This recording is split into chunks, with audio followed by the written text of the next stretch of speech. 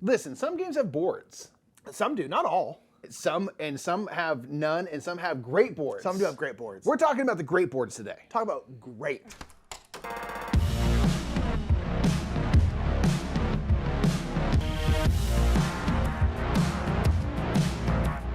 What's up, everybody? My name is Nick. I'm Mike. We are the Brothers Murph. We're back in another top 10. Now, this is kind of an ongoing series. We've talked about art or things we like in games. We've talked about our favorite game covers. Has been a top 10 we've done. We've done our top 10 favorite art in general. And then you're like, you know what we haven't done is just talk about specifically boards. Because it can elevate a game to another level if it has just a great board, whether that's because it's beautiful, functional, a mix of both. Yeah. And it'd be kind of a mix of both here, where some where it's like, this is just really, really pretty.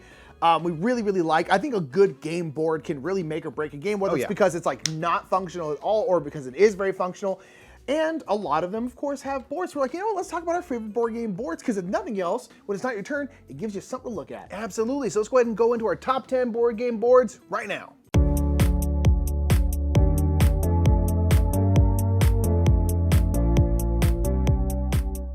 So our number 10 is a game that makes you feel like you're going through different dungeons and you're collecting upgrades and loot along the way. It is called Sanctum.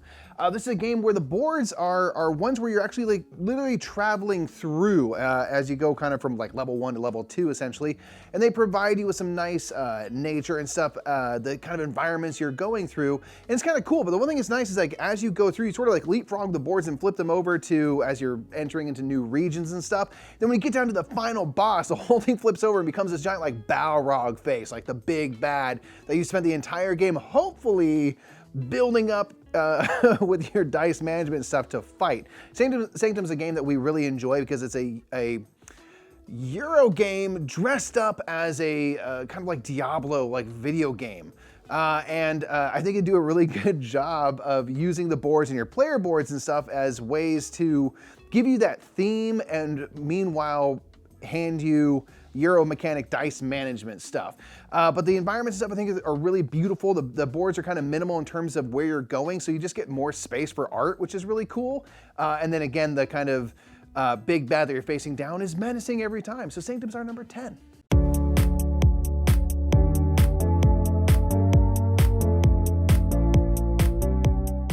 Our number 9 is a game that really choose any of these boards, and this is Clank. Clank is a really great game where it's a deck builder dungeon delver, we'll call, where you're going down this dungeon trying to get treasure and get out before the big dragon eats you. But the whole time you're like running into stuff and going clank and clank and running into stuff and causing all sorts of noise, and that essentially alerts the dragon to your presence. It's really, really fun, a bit of push your luck. It's a really great game, but we actually really like these boards. They're not like the most gorgeous boards on the planet. They're very pretty. But there are some boards on this list that would be like, this is just because it's a piece of art. But this one just works. It works very well. It's very functional. And you can just see where you go. You can see where you need to do. It's just very clear. And then on top of that, one of the reasons why Clank is on this list is because Clank has a bunch of different expansions. And pretty much every single expansion, you're getting a new board. There's like the Sunken Treasures expansion where half the dungeon is flooded. And all the boards also are double-sided, which is really, really cool and really nice, and they are different. So one is like a big old ship and it's all sunken, and you can go from like this spot all the way down to this spot, but whenever you do that, you're dropping into the water and that's causing noise. And so you can take a shortcut by essentially just going like, just jumping into the water, and it just thematically works, and I just love it. And then there's even like the Mummy's Curse board, which is actually like on a diamond side. Instead of being like flat on its side, you actually put on a diamond because it has a big pyramid at the top. And it's just so cool, and I just absolutely adore all of the different boards. There's one with like spiders and gold and silk everywhere, and it's just really, really cool. We absolutely love the Clank boards. They're very, very clear, and they're just cool, and a lot of times like what you're doing, the different spots on the board just thematically make sense, and to make the whole thing more satisfying. We absolutely love Clank as a game, and we also really love the boards.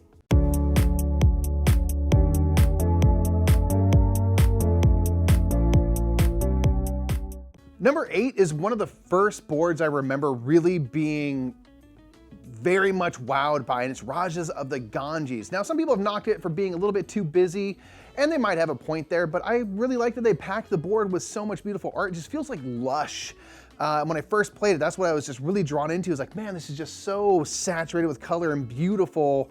It's one that I like really found myself immersed with, and has always kind of been a high watermark for us in terms of boards, and something that we kind of judge a board's beauty and stuff off of. So this is one where it kind of just serves to set you in the world, and there's dice, rather worker placement spots within it that you use dice as kind of like a currency in.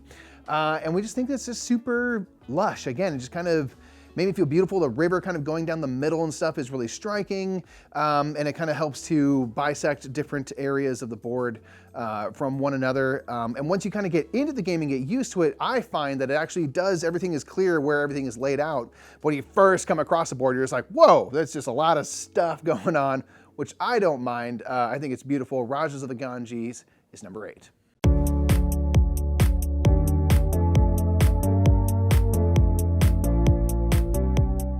Number 7 is a game called Merv, Heart of the Silk Road. The game is illustrated by Ian O'Toole. Ian O'Toole is a great artist, if you didn't know. And this board is just a piece of art. It's just absolutely gorgeous. Ian O'Toole absolutely knocked it out of the park. I like everything Ian O'Toole does, but this is probably, in my opinion, his best work. I think the cover of this game, Merv, is absolutely gorgeous, and the board is just so pretty, and I think laid out in a way that's pretty darn clear what is what. When you have really highly artistic boards, sometimes they can get a little too busy. I personally am fine when they get too busy, because I'm like, I'm here for the art, I'm here for this, I absolutely love it. But I think Merv walks that line between being very kind of artistic and busy, but also being very, very clear. You have like kind of the central district, which is very clear. You have the caravan side, you have the spot with the scrolls, you have the palace, you have the mosque, you have kind of the influence on top, and I just think it's laid out very well while also being really, really gorgeous. And it's just awesome. Ian O'Toole knocked it out of the park. I think it's so, so, so pretty, and that is Merv.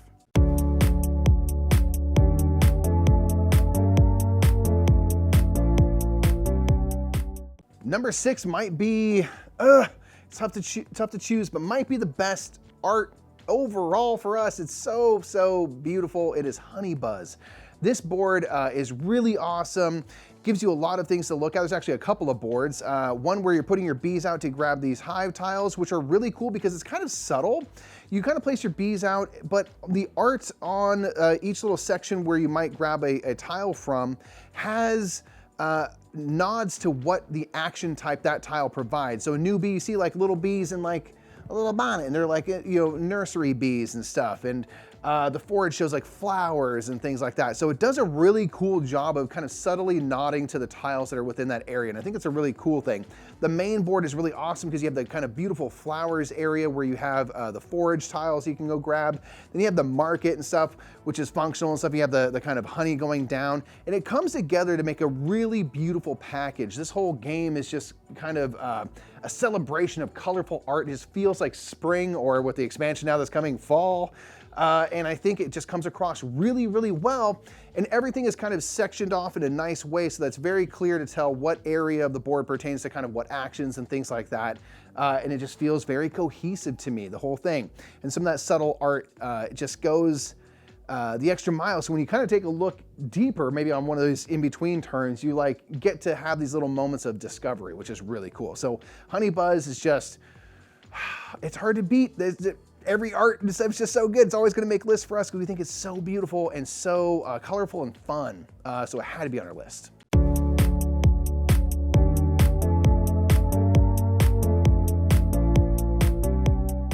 Number 5 could really be either of the two games in this series, but we're going to go ahead and choose Horrorfied American Monsters. This is the newest version of Horrorfied, which is based out of American cryptids like Bigfoot, the Chupacabra, the Jersey Devil, all this different kind of stuff. The original Horrorfied is based off of Universal movie monsters. So like, you know, Creature of the Black Lagoon, Dracula, The Bride and Frankenstein, those kinds of things. But these boards are really, talk about a perfect mix between functionality and art. They're very, very pretty. The art's very good in it, but they just are so, so clear of what is what, because they're based kind of like in small town USA kind of looking things, especially American Monsters.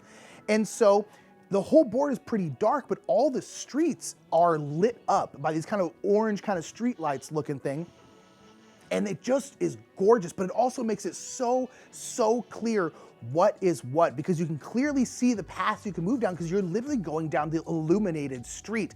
And just the way they work just works. It's just so pretty, and it's one of those kind of things where whenever we bring out Horrorfied, someone inevitably, usually Mike and I, goes like, man, I love this board. And that's why we had to add it to this list, because every single time we play this game, us or someone comments on how functional and pretty the board is. We really love Horrified American Monsters. Also, Horrified American Monsters on the back side has like a map of the USA and shows where all these cryptids and other kind of cryptids and alien type things are, which I think is a really cool kind of like thing they didn't need to do, but I think it's rad. So they really knocked it out of the park with Horrified American Monsters. We love the board. It's functional, it's pretty, it's great.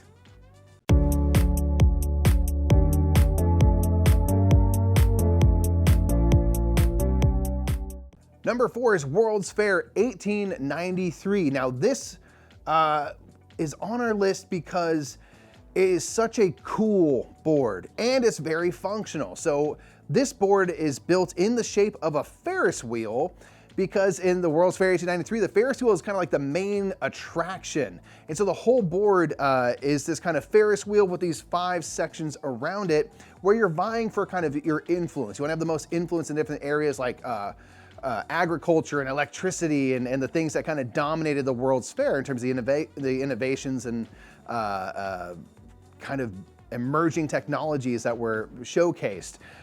This is one that's just really cool. Again, the Ferris wheel and stuff, the thematic tie-in is awesome. It also makes it very easy to say and see like, okay, I have the most influence in this area or that area, the way you can move your cubes around and place cubes out and stuff. It's just very clear. And so I love that it mixes something that's kind of a nice nod to what was happening in history, and the whole game has beautiful nods to history throughout it. And then it's just very functional. It makes the game easy to play, easy to understand what's going on, and gets you right into stuff. And so that mixed with, like, again, when I played this early on in kind of my board gaming history, it was cool to have a board that just wasn't a big square or rectangle. And I was like, whoa, this is kind of awesome. And then made the game easy to play. It's a huge win. It's always been striking. I will always really enjoy the look of it. That's World's Fair 1893.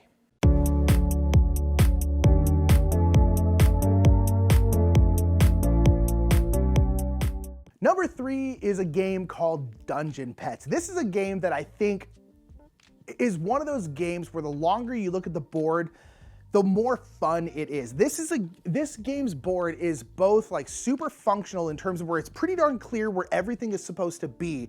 But then on top of that, instead of just being like, this is here, the cages are here, this is here, this is here, the animals are here, this is here, they really spent the time to like make the board a piece of art with tons and tons of Easter eggs. So Dungeon Petz is a sequel to Dungeon Lords. And Dungeon Petz, you are a pet shop owner and you are running a pet shop for monsters. You're raising little monsters, and then dungeon lords are coming through the town and you are essentially selling these little pets, these little monster pets, to these dungeon lords. And the dungeon lords want all sorts of different stuff. Some dungeon lords want super angry pets, some dungeon lords want super cute pets, all different kinds of stuff. So you're essentially trying to raise these pets to then be able to sell them to the dungeon lords for the most money. And it just works really well. It's one of our favorite games of all time, one of our favorite themes of all time, but the board just works. All parts of it. There's just all these little imps all over the place. On top of being very pretty, it's also very functional. Down at the bottom where you're putting on contests with your animals, there are imps holding up signs. And what those signs are is they are the points you will get for coming in first, second, third in that contest. And it's just so cool, but instead of just having that written down there, they actually drew in imps holding up signs being like, yeah, this much, and it just works. But the best part of it is in the top corner, there's actually a group of imps playing dungeon lords. On the board, they're playing this like prequel to this game. And it's just so cool. And the rest of the art is like super fun, but the main board it just works. The more you look at it, the more fun stuff there is. It's just so darn cool. And it's the perfect mix of being like, hey, we're gonna make it functional, but we're gonna make it really fun on top of that. And it's so fun. Dungeon Petz specifically is our number 3. It's great.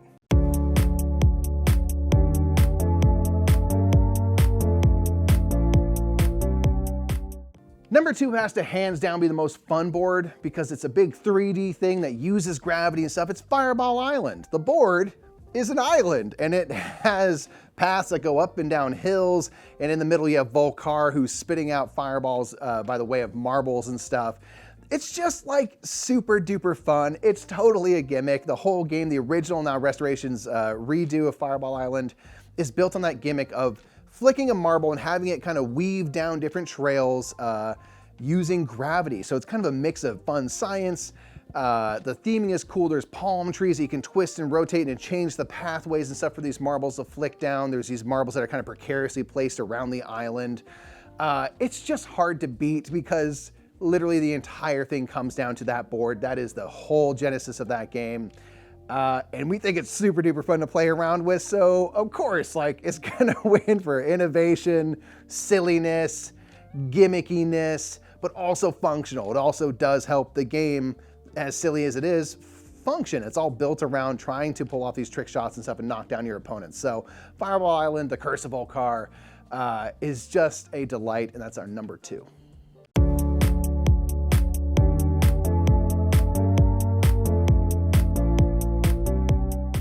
Our number 1 is our number 1 because I honestly think, in terms of just sheer pieces of art, it is one of the most gorgeous things on the planet, especially in terms of board games, and that is Lost Ruins of Arnak. The Lost Ruins of Arnak's board is so gorgeous. It's just, again, just take away the game, right? Like, we love Lost Ruins of Arnak as a game. That's great. But take away that. This board itself is just a absolutely gorgeous piece of essentially landscape art, right? It's a big portrait board, and you start at the bottom where it's all water, because that's kind of how you're coming in. You're going through the jungle and it goes out into the sky, and then on one side there's a big kind of volcano, so it's all dark and moody. The other side is just gorgeous. And this is just, again, one of those games that's like, man, the whole thing is pretty. All the art on the cards is really, really good. It just works really well. But man, that board is just, it's like one of the things, like, if I wanted a big landscape painting, I would choose something like this to put in my room. I think it's so, so pretty. And the board is also pretty functional, because as you're going in farther and farther into the jungle, farther and farther into the board, things get harder to reach. You know, it's like the things that are closest to the beach are cheap to go to because you're already right there. But if you want to go farther and farther up this board into the jungle, it's going to cost more. So it actually makes sense thematically, the way things are laid out. Then you have like the research track on the side, which is kind of pretty normal and basic, but the rest of the board is just absolutely gorgeous. And it's one of those things where every time we play it, we're like, wow, this is really, really, really pretty. And it wins for that. It's just gorgeous, and we love it so much. Lost Ruins of Arnak is great. It's our favorite board ever, as of right now at least. We love it. It's great. So that's it. Those are some boards and things we really like. Yeah, some of them was more functionality. Some was because they're just like, this is just really, really pretty, really pretty Fireball piece of Island art. uses gravity. How cool is that? How cool is that? Down in the comments below, let us know your favorite board. Now, Nice. this doesn't necessarily These are mean just our It's not favorites. necessarily from a game you love. It's Yeah. just you like the board. You're like, you know what? Not a huge fan. One thing that kind of made my short list was like Abomination, which is a game we didn't love. We but I was love like, this the board is actually aesthetic, the pretty vibe. cool, right? So now let's put it down in the comments below, your favorite board game boards, and let us know what other kind of lists you'd like to see in this kind of series. We're talking about, are we gonna do like card art? Yeah. We can do a whole bunch of stuff. I think it's kind of an interesting series. So Absolutely. So again, let us know your favorite board game boards. We will see you in the next top 10. I'm Mike. I'm Nick. Catch y'all later. Bye, everybody.